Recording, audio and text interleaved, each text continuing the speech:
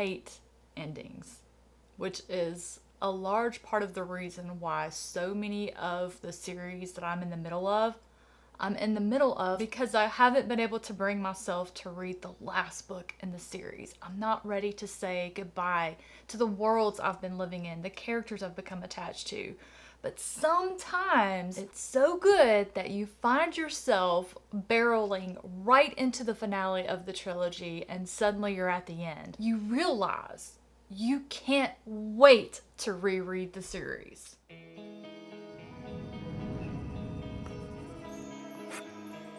What up, nerds? My name is Leslie Smith. Welcome back to the Nerdy Narrative. Today I will be reviewing the conclusion to the action, adventure, epic, high fantasy trilogy, The Legacy of the Mercenary Kings by Nick Martell, with the final book. The title is The Voyage of the Forgotten, available everywhere today. Let me tell you why you're gonna want to read this book. And if you haven't already read the first two books in the trilogy, let me see if I can't help you make a decision on if it's one that is for you or not. So let's just start with, did I like the end of the series? Was I overwhelmed, underwhelmed? Do I think it was just right? I think it was fantastic. It was so far beyond what I was expecting, beyond even what I hoped for. All of the things that I fell in love with reading the first two books of this series carried over into the conclusion, were taken to even greater heights. Our main character, our narrator of the trilogy, is Michael Kingman, and Michael's story started the day he made the decision to clear his family's name in the rebellion and create his legacy. This story just weaves over and under and around that central theme, Michael's legacy. Him determining what it meant to him, what he wanted it to be, what he thought it was, what other people thought it was, being remembered. It is my opinion, after reading this trilogy, this is the beginning of Nick Martell's legacy, and what a start it was. I don't want to go into a lot of detail as far as what this one is about, because I do feel that it would spoil some of the adventures that you get to witness as you lead up to the conclusion of the series. One of my favorite tropes to read and experience is the found family trope. This trilogy has that in spades. Our found family begins in the first book. I was 100% happy with those that were in this group, the dynamic of the group.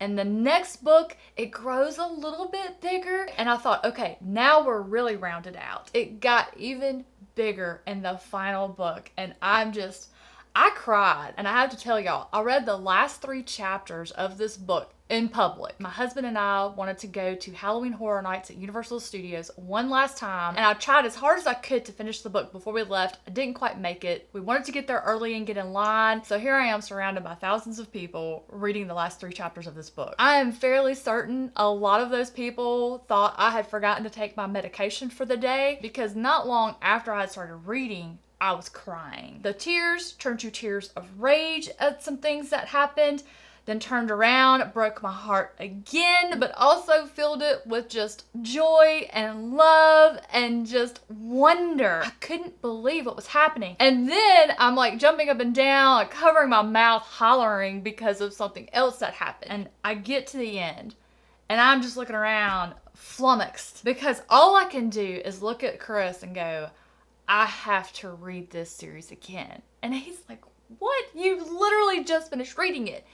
I have to read it again, because now that I've seen what happens in the end, I want to go back. I want to visit all those threads where they got their start, where they branched out, all of the things that brought us to the end. That I did take note of a few of the things happening, but I didn't realize it had any kind of significance.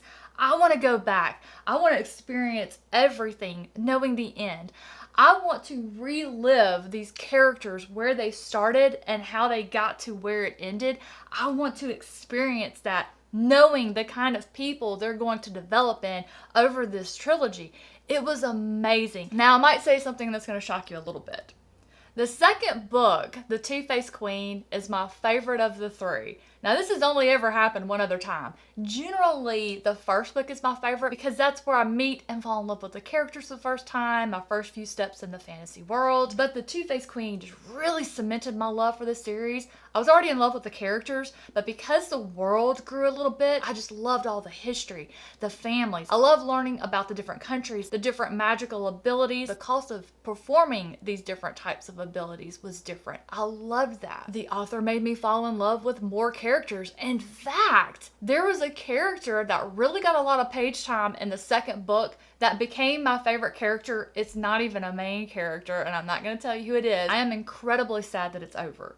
But there is so much potential there that if Nick Martell ever wanted to revisit, whether it be in the form of a prequel book or series, short stories about some of the characters that come after, because I am dying to know more about what is ahead for the 27th most feared sea pirate in the Sea of Statues. There's just so much room for potential if the author decides, and I hope that he does, whether it's a prequel novel, perhaps a novella, even a little book of short stories. I'm not greedy. I'm greedy. I'm so greedy. In a fantasy story where the most important thing to a person is to be remembered, to have their name forever remembered even after they're gone, Nick Martell wrote this series in a way that these characters' names are tattooed on my heart. If you're tender-hearted, it's really gonna affect you. I don't ever foresee myself forgetting this trilogy and what it means to me, and as soon as I can fit a reread into my schedule, it's gonna happen. And if you are an audiobook fan, the narrator John Skelly does a great job with the series. There's a couple of character voices I don't particularly love, but those particular characters have very little page time, so you get past that and it may not even bother you. It's just a fantastic story. Fantastic story. I cannot wait to see what Nick Martell brings to us in the future. Have you read any of this trilogy? Do you think it might be one you'll pick up and give a try? Please let me know down in the comments below. I'd love to hear from you, whether it's one you've started or you're planning to start. Thank you so much for watching. I hope you've enjoyed this little review series. Have a fantastic rest of your day, and I'll catch you in the next one.